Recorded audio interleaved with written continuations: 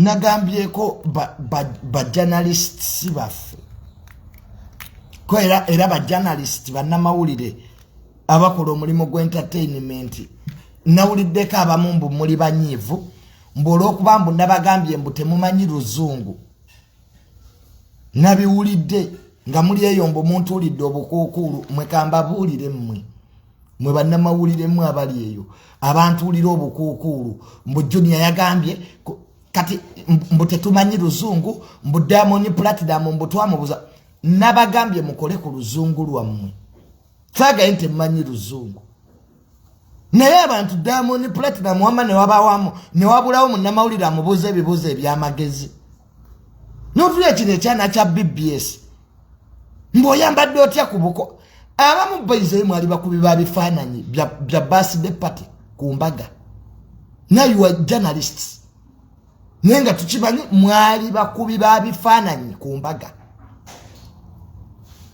you were cameraman on birthday parties temwerabira wajje muvudde wali mu town nyumala ne mwerimbika mulimo gwa mawulire naye nga temwagusoma kakati olw'okuba nabagambyeko tibanne muyige ku luzungu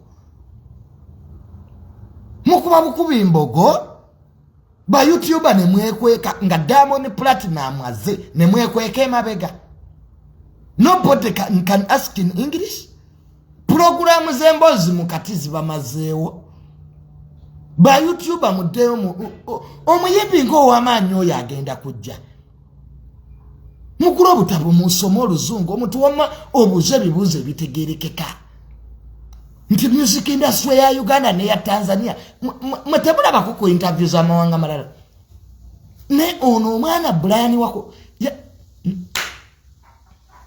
mulimba nnyo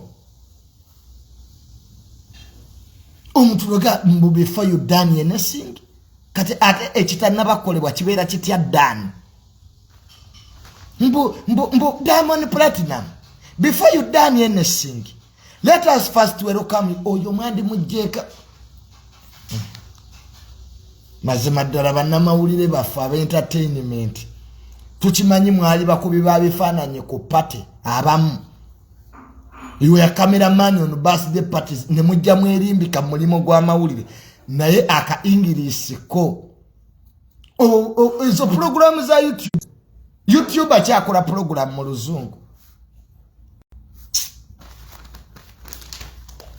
mbuleta sibiye lesson akazungu ko kabuzeemu ku luno bannamawulire erono omwana Smith tava kutuyamba eggwanga nga ba YouTuber bali mabega bekwese nina ne ba YouTuber abatazze ku Diamond Platinum lwa luzungu mbu omwana we mulwadde wanemba mukola show zakabako nga abaana bammwe tebalwala ezedikanzo mwenanga mugwayo mwe bannamawulire mmwe that should be a lesson now n'omuntu oluzungu lwakawempe moziremu temwina baana basomerako seta mu bannamawulire teri yasomerako seta na buddu mwandigenze seta ne mufunayo akaana ka senior 6 ne mukaleta ne kabuuza omusajja ebibuuzo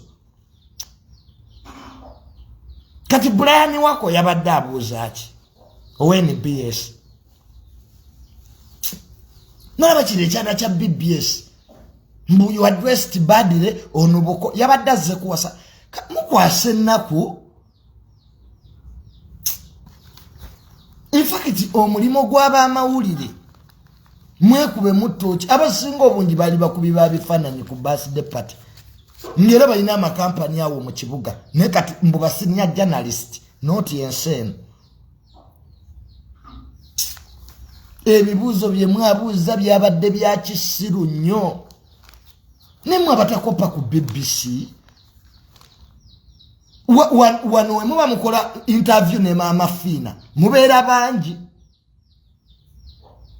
ne interview ya Diamond yabuzeemu ko munnamawulire oyo abuuza some serious questions bali mabega n'abasanze ba YouTube bali mabega nunga wange nga togenza wali maaso nti ajoni yaleka sajjo inzo mubuuza ena didn't even do research journalism sikwata kamera kulebeeta na kamera Ninula mwandireso n'omwana Kanale oba Samson Kasumba.